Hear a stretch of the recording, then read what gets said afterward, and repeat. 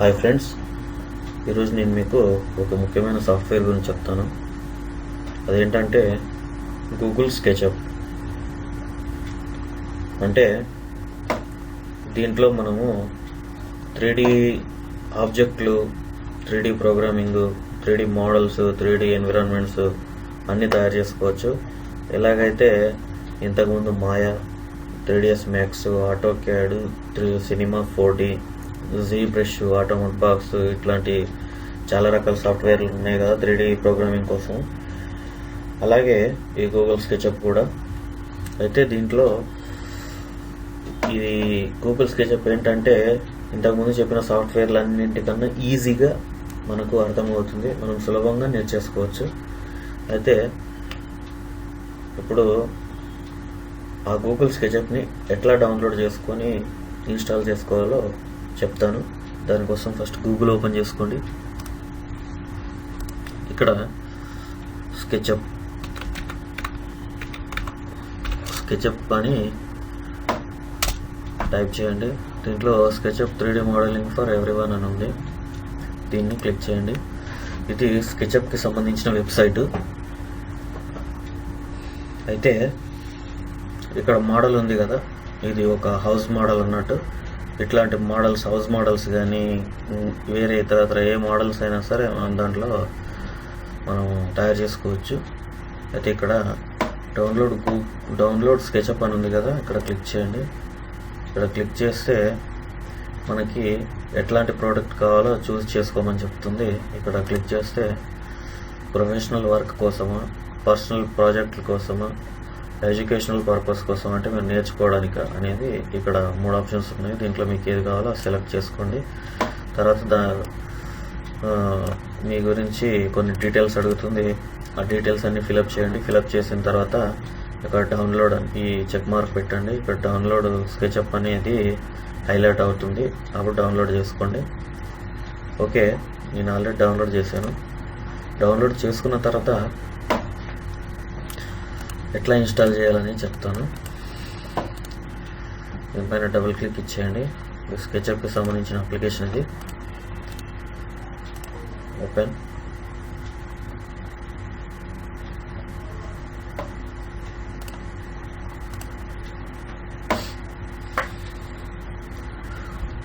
Extract అవుతుంది.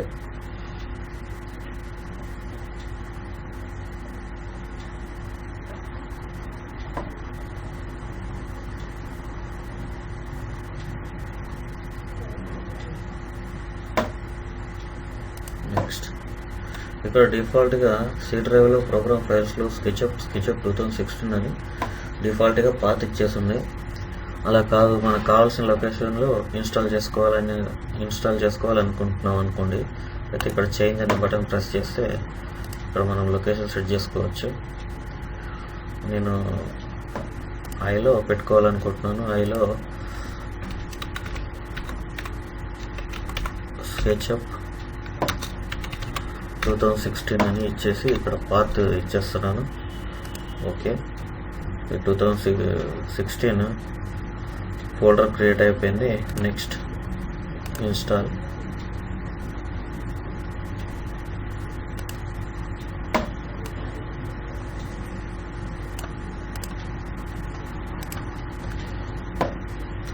Install అవుతుంది.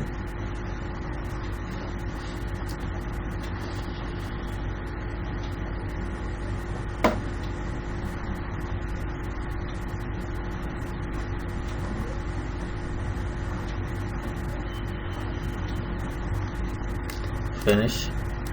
అయితే ఇప్పుడు స్కెచ్అప్ 2016 మనం ఇన్స్టాల్ చేసింది ఇది ట్రయల్ వర్షన్ కిందకే వస్తుంది.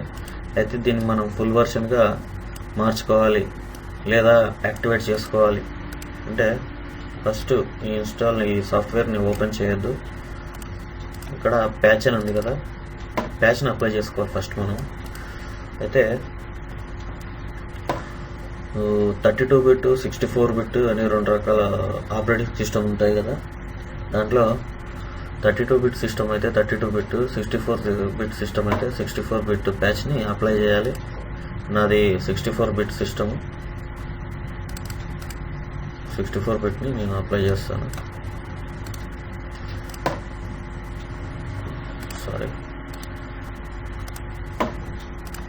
రన్ యాజ్ అడ్మినిస్ట్రేటర్గా ఇవ్వండి. అయితే ఇలా వచ్చింది విండో. ఇక్కడ ప్యాచ్ అని ఇచ్చేయండి. అయితే ఈ 3 అప్లికేషన్స్ని మనం ఈ ప్యాచ్ అనేది ఫైండ్ అవుట్ చేయలేకపోతుంది. అయితే మాన్యువల్గా మనమే ఫైండ్ అవుట్ చేయాలి. ఫస్ట్ ఈ SketchUp 2016 exe ఫైల్ని ఫైండ్ అవుట్ చేద్దాం. SketchUp 2016 ఇక్కడ SketchUp ఇది exe ఫైల్. ఓకే, ఇది అయిపోయింది. ఇప్పుడు లేఅవుట్లో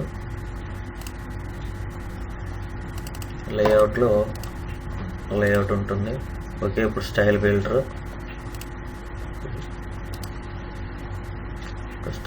ఫోల్డర్లో స్టైల్ బిల్డర్ exe ఉంది. ఓకే, ఇప్పుడు కంప్లీట్గా ప్యాచింగ్ అయిపోయింది. Exit.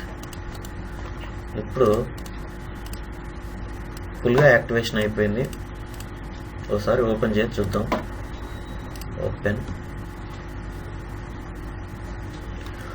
I agree to the SketchUp licence agreement అని ఉంది కదా, ఇక్కడ క్లిక్ చేస్తే కంటిన్యూ బటన్ హైలైట్ అవుతుంది.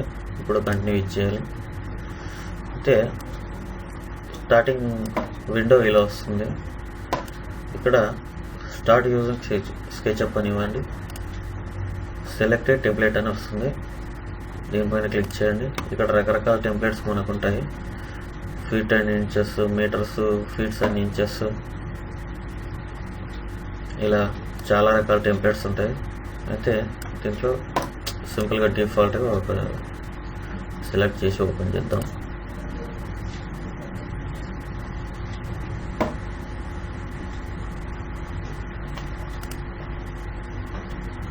అయితే